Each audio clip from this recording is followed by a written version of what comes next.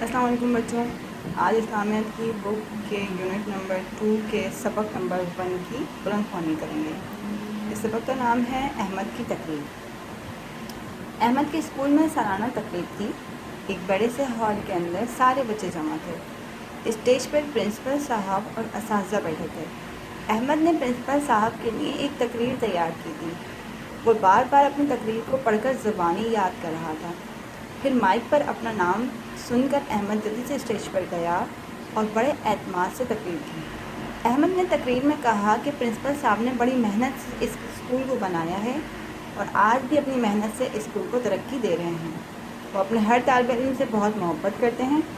آخر میں احمد نے تمام بچوں کی طرف سے پرنسپل صاحب کا شکریہ ادا کیا۔ بچوں نے تالیاں بجائیں اور پرنسپل صاحب نے احمد کو شاباش دی کیونکہ احمد نے جو کچھ کہا تھا وہ سب سچ کہا تھا۔ اگلے روز اسلامیات کا پیریڈ تھا۔ ٹیچر نے تیسرا کلمہ تمجید پڑھایا اور کہا، بچوں جب تم یہ کلمہ پڑھو تو سوچا کرو کہ تم فرشتوں کی محفل میں اللہ کے سامنے اللہ کی بزرگی بیان کر رہے ہو، جیسے کل احمد نے پرنسپل صاحب کے سامنے ان کی محنت اور خلوص کی سچی تعریف کی تھی۔ بچے خوش ہو گئے۔ ٹیچر کی اس بات سے انہیں تیسرے کلمہ تمجید کا مطلب سمجھ میں آ گیا تھا۔ ٹیچر نے یہ بھی بتایا کہ تیسرا کلمہ تمجید پڑھنے سے بے حد ثواب ملتا ہے اور اللہ تعالیٰ بے حد خوش ہوتے ہیں۔ اسد نے ٹیچر سے پوچھا، مس بزرگی کسے کہتے ہیں؟ مس بولی، بزرگی کا مطلب ہے بڑائی اور عظمت۔ بچوں نے خوشی خوشی تیسرا کلمہ پڑھا۔ تیسرا کلمہ تمجید مانے بزرگی۔ سبحان اللہ والحمد للہ ولا الہ الا اللہ واللہ اکبر ولا حول ولا قوۃ الا باللہ العلی العظیم۔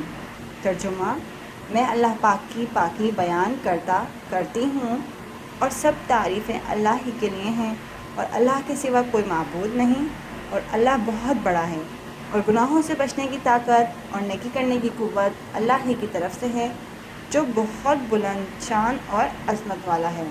اب ٹیچر نے چوتھا کلمہ بھی یاد کرایا۔ چوتھا کلمہ توحید مانے اکیلا۔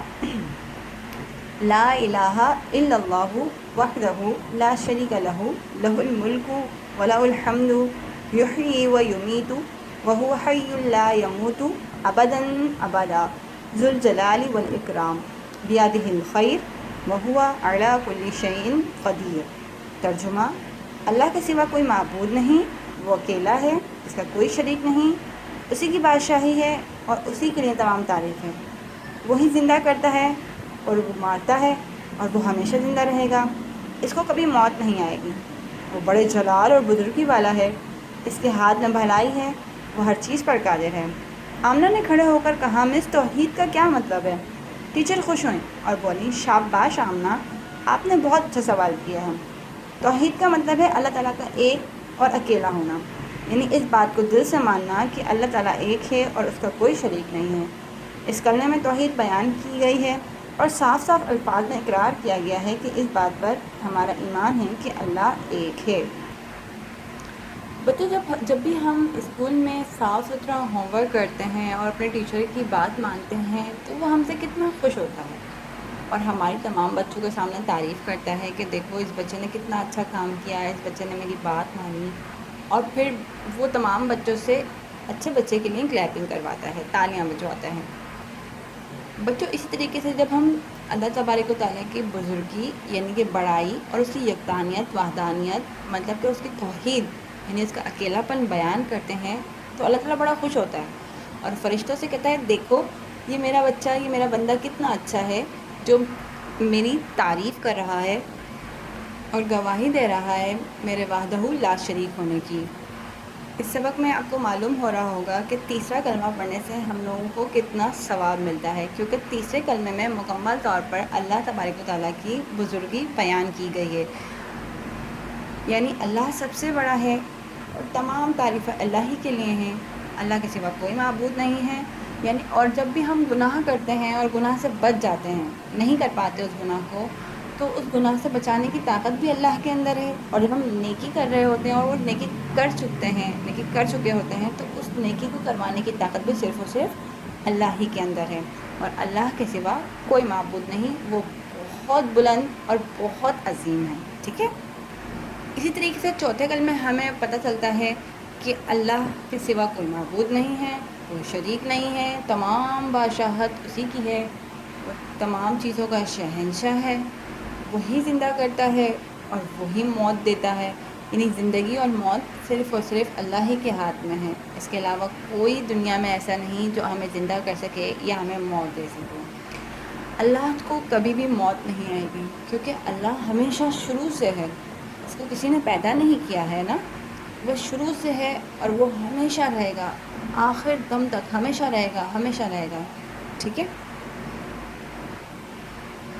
وہ بڑے جلال اور بزرگی والا ہے۔ یہاں پر جلال کا ورڈ کا مطلب ہے اللہ تبارک و تعالیٰ کو غصہ بھی آ جاتا ہے جب ہم کوئی غلط کام کرتے ہیں تو، اور اللہ تبارک و تعالیٰ ہمیں دیکھ رہا ہوتا ہے اور وہ یہ کہتا ہے کہ میرا بندہ میں جس سے اتنی محبت کر رہا ہوں، تو اللہ تعالیٰ کو جلال آ جاتا ہے، غصہ آ جاتا ہے کہ میری اتنی محبت کرنے کے باوجود یہ میرا بندہ مجھ سے مطلب میرے لیے ہی غلط کام کر رہا ہے۔ پھر اللہ تبارک و تعالیٰ غصے میں آ کے سزا بھی دیتا ہے، کیونکہ اس کے ہاتھ میں بھلائی بھی ہے اور وہ ہر چیز پر قادر ہے، یعنی کہ تمام چیزیں اللہ ہی کے حکم سے چلتی ہیں۔ بچوں، آپ کو بزرگی اور توحید کا مطلب سمجھ میں آ گیا ہے نا؟ بزرگی کا مطلب ہوتا ہے بڑائی اور عظمت، ٹھیک ہے، اور توحید کا مطلب ہوتا ہے اللہ تعالیٰ کا ایک ہونا۔ اب آپ بھی اچھے بچوں کی طرح تیسرا کلمہ اور چوتھا کلمہ گھر میں بیٹھ کے یاد کیجیے گا، ٹھیک ہے۔